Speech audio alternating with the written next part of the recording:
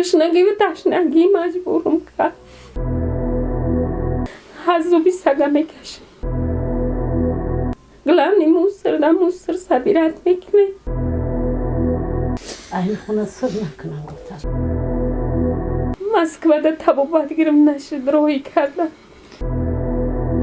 باور کنی یا نکنی در دیوال حلال نداشت خبه یا ساعت بدن ما را نگه میکردن این قذوب نمیکشیدیم اخد باور ندارم که چه خیل میشه هیچ که کمکم نمیرسونه آخی خواست این سور وقت چی شده خواهم دختری من جو بجو شوه سیلاب اشک مثل دریای مجرا گم کرده بی اختیار بر روی اپه صدف ماه شوریده رخساره های زهیرش را می شوید. آب چشمان این زن جفا کشیده تاجیک مثل تقدیرش تلخ و پرشور است. صدف ماه خواجه و در کوچه سرخابی پای تخت در یک حولیچه ویرانه اجاره نشین می باشد. منزلی که این زن با فرزندانش زندگی می کند تنها از یک حجره عبارت بوده عادی ترین شرایط های زندگی را ندارد. شوهر صدف ماه با نیت خانه خریدن و روسیه مردی کاری رفته بود ولی در آنجا به بیماری سرطان گرفتار گشت. از بازی که پدر فرزندانش به این درد بی دوا گرفتار شد روز صدف ماه و کودکانش از شب تار هم سیاه تر گشت. مردکم کسلی رگ در گردنم مادرم هم خیلی دیگه در گردنم همین خدم دل دارم بخونه که بداری گشنگی و تشنگی مجبورم کرد چه کنم 9 کیلومتر میرم کار قطعی همینو دلم که در مینه میگردم میو چی کار میکنه در 9 کیلومتر؟ موسر گلم موسر سبیرت میکنه با مردن من خیلی آوردن دیگه نتونست. شوهرتون از کی باز بیمار است؟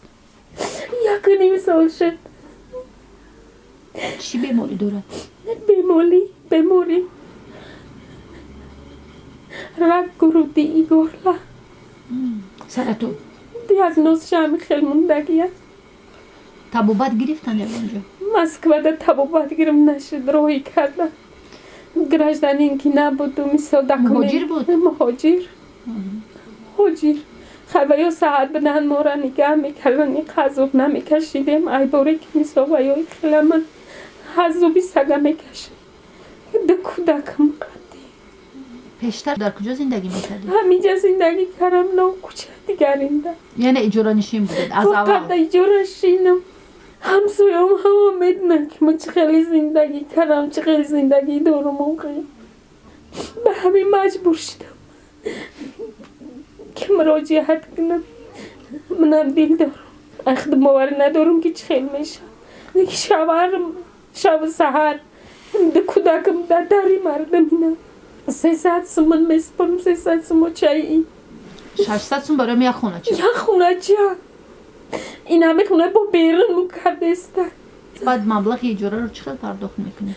این همه اوچم پنسش هم میگیره پلی پنس های این بچورا میتیم این همه خوارم میوره قطعی دخترش دولاش میمونه میتیم همو زنک که بیرون اونا که باز میستونه همینه بیرون کرگی خوارتون هم شوهر ندارد؟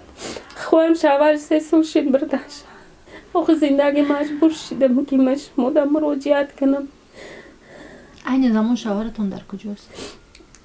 محلی سای خارق میبریم گفته و یا ایوانج اپشو گیران بردن اینجا بسیار عذاب کشید خنک ندارم ایچی کسالیم خیلی نیست.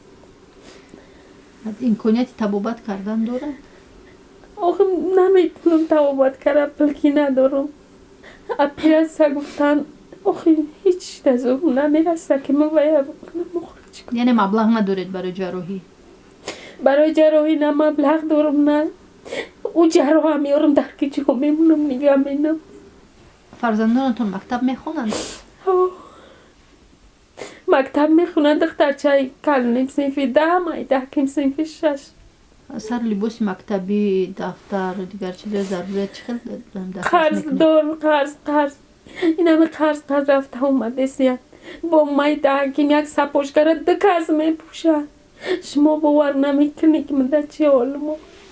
خش و تبوری شوهرتون خش تبوری خودتون و شما کمک نمیرسونه؟ نه هیچ که کمکم نمیرسونه آخی.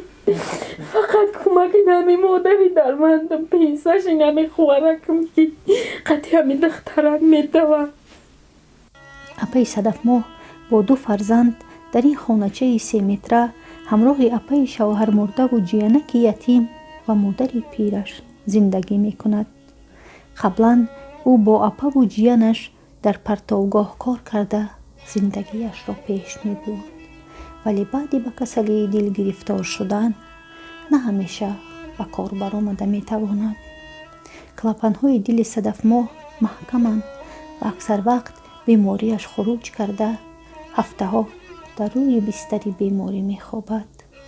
مادر پیرش مجبور است نفقه پولی خود را به صاحب خانه دهد تا در چله زمستان دختر و نبیره هایش را از در بیرون نکند. خوجه و رحم خونه 1950 تولدم. من مادر همین صدف میشم. خیلی روزی چی گیرد هم پیسم هم میگیرم میگم که بچم کوارتیره و مقصد گذاشت کتر چی که تعمین که گذاشت خودم در چی نمیکنم که انده همین اهل خونه سر نکنم گفتم. خیلی مادر یا فکر کرد چکو کنیم دیگه. این همین روزا همه خیلی رفته سوده. دوما در که همین تچی شد که با همون شهر اصولت که کار کنم و مقصد یا خونه او در کنم یا جا کنم دخترام مقصد که جا کنم صاحب خونه کنم که اوست در روی نه 1.5 سال هم کسلی هم خیلی سرطانش میگن هم تریش بیچاره که هوس وزمین آوردنشو خوی. آخه من خوش دارم که خیلی من نکرد گفتی مثلا 3 سال هم 74 رسیدن. خیلی 3 سال هم که چی شده خیلی دختری من جا شوا صاحب خونه او در شوا صاحب زندگی هم دو کودک که در دشت میدان نمونن. دخترتون از اول اجاره نشین بود؟ اول اجاره شینه. اول اجاره. این همین جدا چند کوچه ها در بیچاره دخترم همین تا یا جدا میسته تو همین زمستون کشیده هر میبرانن که جا طبیعه. دخترکان صدف ماه تگ یک کرته از شدت سرما درق میلرزند. اما مادر امکانیت ندارد برایشان لباسهای گرم زمستانه خرد. اپا و خواهر با نوبت یک پای افزال نیم دریده را پوشیده و مکتب می روند. نه پاپوشی های دخترم که مکتب می روند نداره آخی میگم باورم نمینه من نداره. همین پای افزار رو 2 کس می پوشن؟ ها هر دوش می پوشن.